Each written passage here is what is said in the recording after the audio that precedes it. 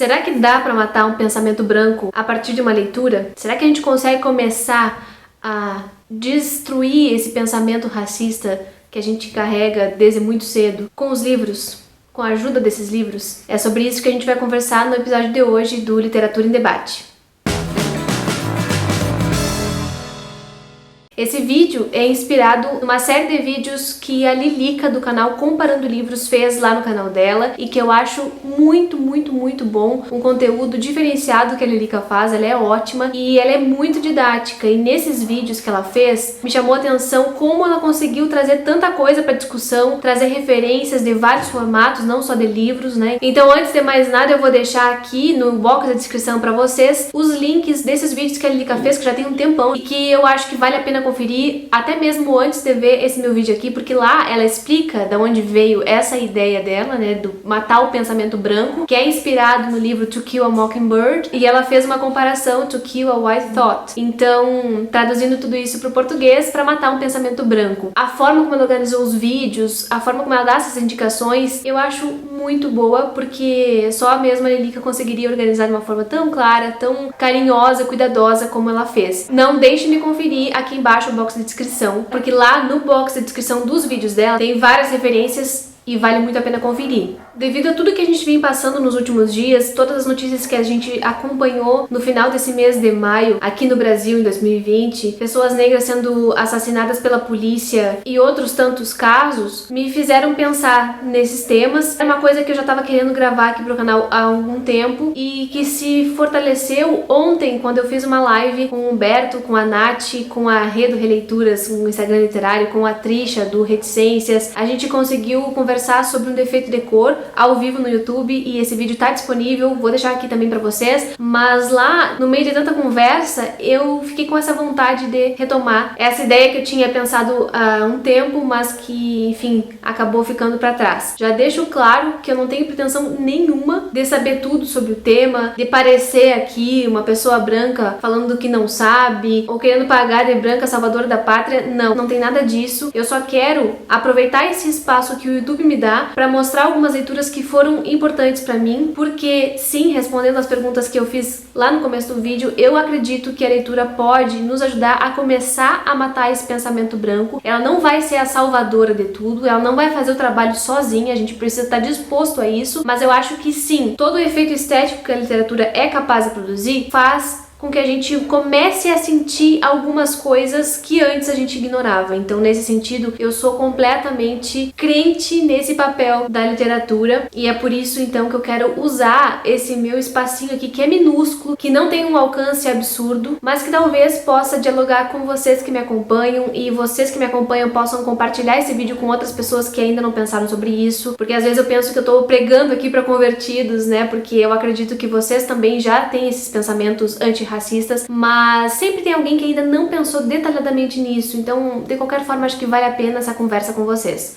Mas antes de mais nada, está chegando agora no canal, seja muito bem-vindo. Aproveite para dar uma olhadinha no conteúdo que eu produzo por aqui. E se gostar, se inscreva, deixa um joinha nesse vídeo e compartilhe também com quem gosta de ler e com quem se interessa por esses temas antirracistas, porque isso ajuda muito no crescimento do canal e também na disseminação dessas ideias. E agora eu vou conversar com vocês por que eu acho que a literatura consegue fazer isso por nós. Eu lembro de algumas leituras que foram divisoras de água na minha vida, leituras que me transformaram profundamente porque me causaram um impacto lá no fundo das estruturas, sabe? Essas leituras que eu vou mostrar pra vocês aqui mudaram demais a minha forma de ver o mundo e de me colocar, assim, nesse lugar pra entender o que as pessoas negras passam e que eu nunca vou passar. E assim, mesmo que eu tenha feito curso de letras e lido bastante coisa, eu acho que vocês devem imaginar que, por uma consequência do mercado editorial e da sociedade em que a gente vive, a gente não lê autores negros ou não lê tantos autores negros na faculdade quanto lê autores brancos, que são aí parte do cânone, parte do nosso imaginário popular. E por isso, só no mestrado eu consegui acessar algumas coisas, e um dos livros que eu tive que ler, e eu fiquei muito feliz por ter sido obrigada a fazer essa leitura, foi o Cidade de Deus, do Paulo Lins. Eu sei que a maioria de nós conhece primeiro essa história pela série televisiva, pelo pelo filme, mas eu gosto de falar sempre que essa história nasceu por um livro, gente, e é um livro muito bom. E por que que ele é bom? Porque ele nos coloca dentro da favela. O narrador aqui é um morador da favela Cidade de Deus e ele vai nos contando essa experiência de vida dele, as coisas que ele faz no dia a dia, sendo um adolescente ali, tentando conviver com seus amigos, mas ao mesmo tempo tentando sobreviver à guerra que nunca acaba lá dentro. E eu acho que o Paulo Lins consegue fazer isso brilhantemente aqui. É um livro muito bem escrito, um livro que arrasa o coração da gente. Tem algumas cenas aqui dentro que nunca saíram da minha memória. Isso é uma coisa rara até, porque eu tenho uma memória meio fraca, mas é que é tão forte o impacto causado nessa leitura que eu acho que isso fica mais profundamente na gente, sabe? E eu me senti muito transformada depois dessa leitura, porque algumas coisas que eu julgava, o que eu pensava, que eu achava, com base no que a gente vai recebendo ao longo da vida, foram por água abaixo quando eu li isso aqui. Eu nunca me senti tão próxima à realidade das pessoas negras quanto lendo esse livro. E eu não quero ficar falando muito porque o objetivo é indicar as leituras para vocês e vocês leiam, porque a gente tem aqui ouvir a voz das pessoas negras, não ficar falando aqui do nosso lugar de conforto, do nosso lugar de privilégios de pessoas brancas, né? Então eu vou ler um trechinho porque eu acho que isso ilustra muito bem.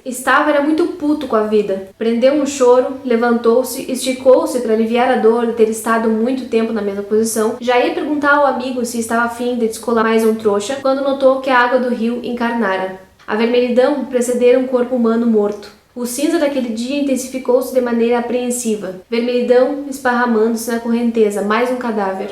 As nuvens apagaram as montanhas por completo. Vermelhidão, outro presunto brotou na curva do rio. A chuva fina virou tempestade. Vermelhidão, novamente seguida de defunto. Sangue diluindo-se em água podre, acompanhado de mais um corpo trajando calça Lee, tênis Adidas e sanguessugas sugando o líquido encarnado e ainda quente. Buscapé e Barbantinho foram para casa em passos obtusos. Era a guerra que navegava em sua primeira premissa. A que se fez a soberana de todas as horas, vinha para levar qualquer um que marcasse bobeira, lançar chumbo quente em crânios parvos, obrigar bala perdida a se achar em corpos inocentes e fazer Zé Bonito correr, com o diabo de seu coração batendo forte, pela rua lá da frente, levando uma tocha de fogo nas mãos para incendiar a casa do assassino de seu irmão. Buscapé chegou em casa com medo do vento, da rua, da chuva, do seu skate, do mais simples objeto. Tudo lhe parecia perigoso. Ajoelhou-se diante da cama, jogou a cabeça no colchão, as mãos sobre ela, e numa súplica infinita pediu a Exu que fosse lá avisar Oxalá que um de seus filhos tinha a sensação de estar desesperado para sempre.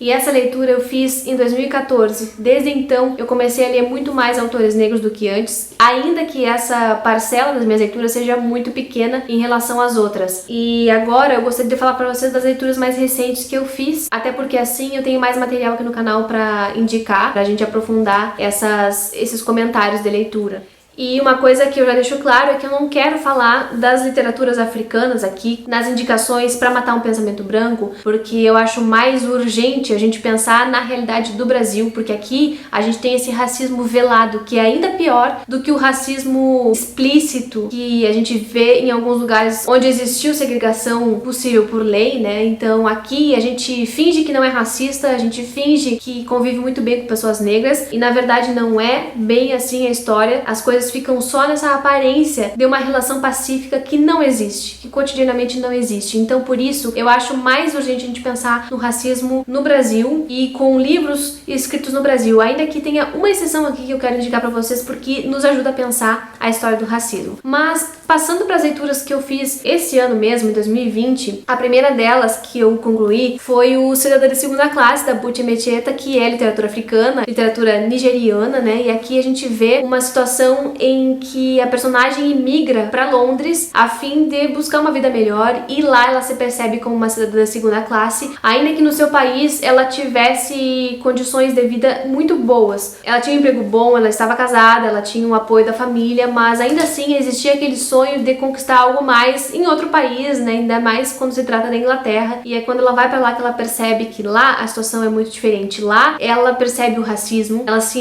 entende como negra e percebe tudo tudo o que isso implica, inclusive entre a população negra que mora lá, outros nigerianos que já estavam lá e que a tratam de um outro modo. E então ela vai se percebendo como essa criatura que fica à margem, ainda que ela tenha muito estudo, ainda que ela tenha sido muito qualificada para o trabalho, e é desesperador ver ela descobrindo esse mundo, porque ela vai com muita esperança e todas essas esperanças são frustradas, sabe? Então acho que vale a pena também, e essa é a única indicação de Africanas que eu vou dar nesse vídeo aqui. Mas quem quiser mais, tem uma playlist aqui no meu canal que é do projeto Africanidades Literárias, e lá eu já indiquei algumas coisas bem interessantes. Depois, como vocês devem ter notado, eu terminei de ler Um Defeito de Cor, recentemente, e esse aqui eu li durante 3 meses e é um livro que trata da realidade, na maior parte do tempo, da escravidão no Brasil, ainda que ele fale muito da África e que volte a olhar para lá, pensando na situação dos retornados, das pessoas escravizadas que depois de um tempo aqui conseguiram comprar sua alforria e pegar o navio de volta porque acreditavam que lá estava melhor a situação. Ainda assim, a maior parte da escravidão retratada aqui e de todo o tráfico negreiro e de todas as situações que aconteceram durante esse período se passa no Brasil mesmo, em Salvador especialmente, mas também um pouquinho do Rio de Janeiro, um pouquinho de São Paulo e um pouquinho do Maranhão. Então eu acho que esse livro, ele ajuda muito a matar esse nosso pensamento branco, porque ele vai nos colocar também dentro da situação de uma pessoa escravizada, a partir da narrativa da Querinde, que era uma menina livre que foi sequestrada e trazida para o Brasil como escrava e cresceu aqui. A gente vai conhecendo não só a vida dela, mas todos os processos pelos quais o país passava naquela época, toda a evolução da escravidão, digamos assim, especialmente as formas de resistência que as pessoas escravizadas utilizavam aqui para continuar vivendo, Então, muito da mitologia das religiões, mas não só isso, todas as pequenas atitudes que eles iam tendo para conseguir continuar, inclusive pela escrita, pelo papel da escrita, do conhecimento, do aprendizado, da leitura, e a Querinde aprende a ler, e não só isso, ela aprende também a falar outra língua, a falar inglês, e isso dá muita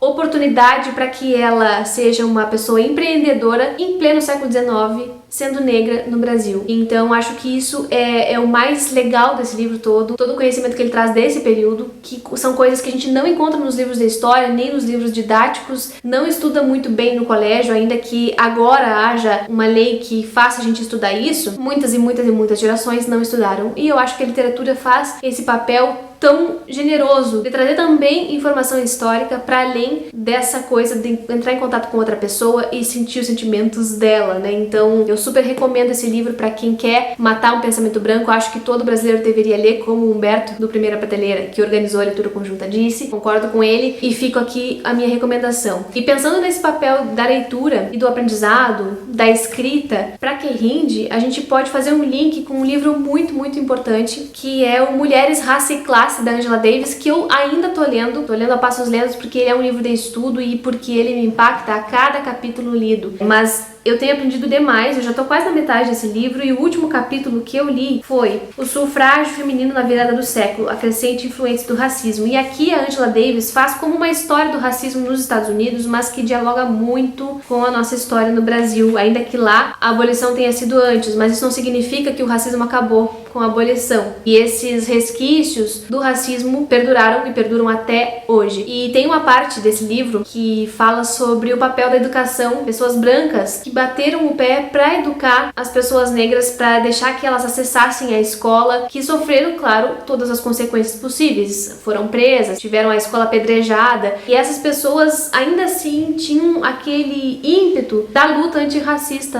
de acreditar que essas pessoas também deveriam ter o acesso à escrita, e como isso mudou a vida das pessoas que tiveram esse acesso, como elas puderam se organizar melhor, porque leitura e escrita, gente, é um poder, Quem tem acesso a isso tem poder de alguma ou outra forma. E eu gostei bastante também, e não tive como não fazer esse link entre o aprendizado da Querinde e o que aparece aqui no Mulheres, Raça e Classe. E vale dizer também que a Angela Davis é uma das maiores pensadoras negras do nosso tempo, e ela vem escrevendo, publicando coisas que são essenciais para todo mundo que se considera antirracista. E então eu deixo a recomendação também de qualquer livro dessa autora, porque ela tem muito, muito, muito mesmo a nos ensinar.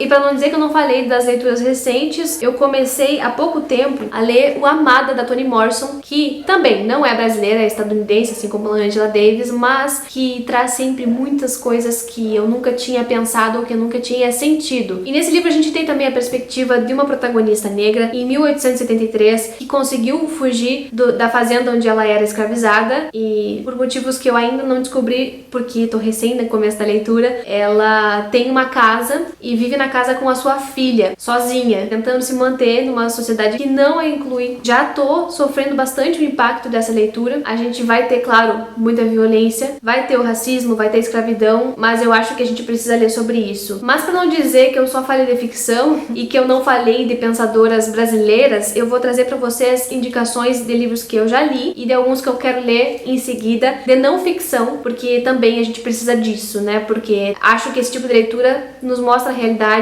nua e crua. Quando a gente lê ficção, a gente costuma se distanciar um pouquinho, porque é ficção, porque não é caso real. Pois bem, existem casos reais pra gente conhecer também e a gente precisa passar por esse processo. Um dos livros que mais me chamou a atenção nesse sentido foi o Quem Tem Medo do Feminismo Negro, da Djamila Ribeiro. A Djamila, filósofa, militante, pensadora brasileira que tá aí fazendo muita diferença nas mídias sociais, faz publicações constantes nas redes, no Instagram, no Facebook, mas claro, ela escreve também para jornais, para revistas e é professora. Enfim, gente, não tem muito o que falar da Djamila, ela é maravilhosa, sigam ela em todas as redes que vocês também vão aprender muita coisa com ela. E nesse livro ela é extremamente didática, porque aqui a gente tem uma reunião de artigos publicados na Carta Capital, se eu não estou enganada. São episódios que apareceram na mídia e que talvez a gente lembre, porque na época a gente viu os comentários, e que aqui a gente pode relembrar e pensar sobre a análise que ela faz. Ela pega alguns fatos que costumavam ser muito comuns e problematiza todos eles,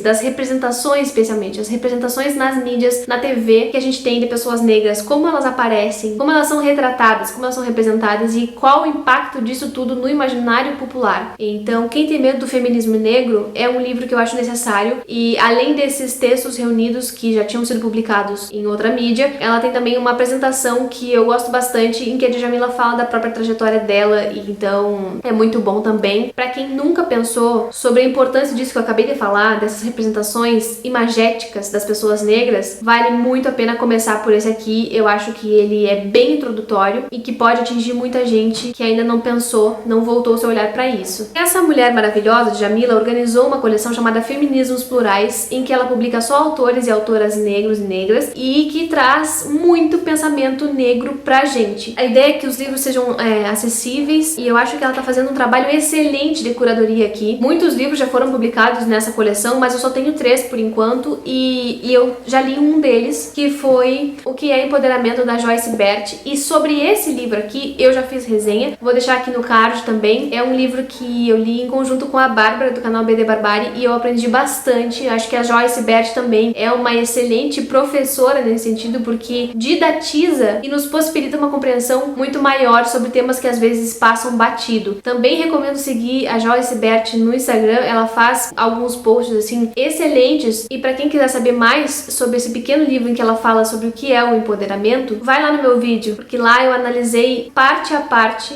da estrutura dessa obra. Também dessa coleção eu tenho O que é Encarceramento em Massa e O que é Lugar de Fala. O que é Encarceramento em Massa vai ser uma das minhas próximas leituras de não ficção esse ano, e foi escrito pela Juliana Borges, que sabe muito desse tema. A gente precisa também pensar sobre isso. A maior parte da população que constitui as prisões no Brasil é negra, então algum motivo existe para essa necropolítica, né? E aqui no Que é Lugar de Fala também a Djamila vai explicar um pouco sobre esse termo, que a gente interpreta mal. A gente usa isso como desculpa para não falar sobre racismo. A gente, pessoas brancas, tô falando, tá? Não vou falar sobre racismo porque não é meu lugar de fala. Não é por aí a coisa. Para entender o lugar de fala, leiam isso aqui. A gente pode falar do nosso lugar de fala fala, sabendo, tendo consciência dos nossos privilégios e ainda assim ser um apoiador da luta antirracista, tá? Então, com certeza, o da Juliana Borges vai ser uma leitura de 2020 e o da Djamila vai ser o próximo dessa coleção. Por fim, mas não menos importante, a gente tem uma outra pensadora negra fundamental no Brasil, que é a Sueli Carneiro. E dela eu tenho O Racismo, Sexismo e Desigualdade no Brasil, que é um livro que eu quero muito ler, já tentei começar há um tempo atrás, mas na época eu não consegui dar continuidade, e eu quero dar muita atenção pra ele, porque além de ler autores e autoras negras na ficção, eu acho fundamental a gente ler os pensadores negros, pensadores que eu digo nessa parte de quem faz essas considerações mais teóricas, né, sobre o racismo. Acho fundamental que a gente leia também, porque eles nos ajudam a matar esse pensamento branco, ajudam a gente a entender de onde vem esse racismo estrutural. Também fica aí a recomendação, ainda que eu não tenha lido, eu tenho certeza que a Sueli é uma excelente referência pra gente. E eu poderia citar outros livros, mas acho que não veio o caso. Acho que vocês devem ver o vídeo lá da Lilica, que tem também outras indicações literárias. Mas, para além disso, eu sugiro que vocês sigam pessoas negras nas redes. Tem aí pelo menos duas que eu já indiquei, a Djamila e a Joyce, como pensadoras, como professoras. Mas também tem outras pessoas, outros influenciadores digitais. Então procurem ter referências negras na vida de vocês, assim como eu também tenho procurado. É importante a gente empretecer as nossas referências, não só literárias, mas também teóricas, também imagéticas, porque isso faz parte do processo de matar esse nosso pensamento branco, né? E além disso, eu quero indicar para vocês algumas pessoas que eu acompanho aqui no YouTube, que eu acho que são fundamentais para ajudar a gente nesse processo. Uma delas, do âmbito literário, que é a Lorena, minha amiga, do canal Passos Entre Linhas. Eu vou deixar também aqui embaixo o link do canal dela. É um canal cheio de referências de autoras negras, especialmente. Ela tem playlists infinitas, gente, sobre isso, e sempre traz indicações de pessoas que não estão aí muito à vista no mercado. Várias e várias autoras brasileiras que a gente não vê chegar nas livrarias. Então conheçam o canal, conheçam a Lorena, vejam o trabalho que ela faz nesse sentido. Eu acho que ela é fenomenal nessa curadoria que ela faz. Outra pessoa que eu quero indicar pra vocês é a Nathalie Neri, uma das que mais me ensinou coisas nesse mundo. Ela é uma pessoa muito, muito elucidativa. Ela faz vários movimentos no canal dela que são, assim, totalmente pertinentes, e ela explica muito, e eu tenho aprendido demais. E ela tem várias playlists, inclusive para empoderamento, então ela é maravilhosa, gente. Conheçam o canal, quem ainda não conhece, ela é super conhecida, mas eu sempre acho que alguma pessoa pode não conhecer. Consumam mais da produção das pessoas negras, seja em livros, seja em séries, seja em música. É importante que a gente faça com que as nossas referências sejam mais negras. É muito fácil ouvir uma música, por exemplo, de um artista negro, mas não é tão fácil assim tirar um tempinho para divulgar essa música, tirar um tempinho para compartilhar um vídeo, tirar um tempinho para assistir um filme que fale sobre aquilo, tirar um tempo para assistir um documentário que vai nos ajudar a pensar sobre isso. E esses compartilhamentos, ainda que não pareçam algo significativo, funcionam sim. A gente sempre vai atingir alguém com aquilo, né? Então façam esse movimento também, eu acho que é muito importante. E ouçam as pessoas negras, vamos escutar, porque a gente não tá num lugar assim que a gente fique falando apenas. A gente precisa aprender muito para que possa ser antirracista, além de não ser racista, né? Incentivem produtores de conteúdo que são pessoas negras, incentivem o consumo dos seus produtos, enfim. A gente precisa bastante desse movimento também, ainda mais agora,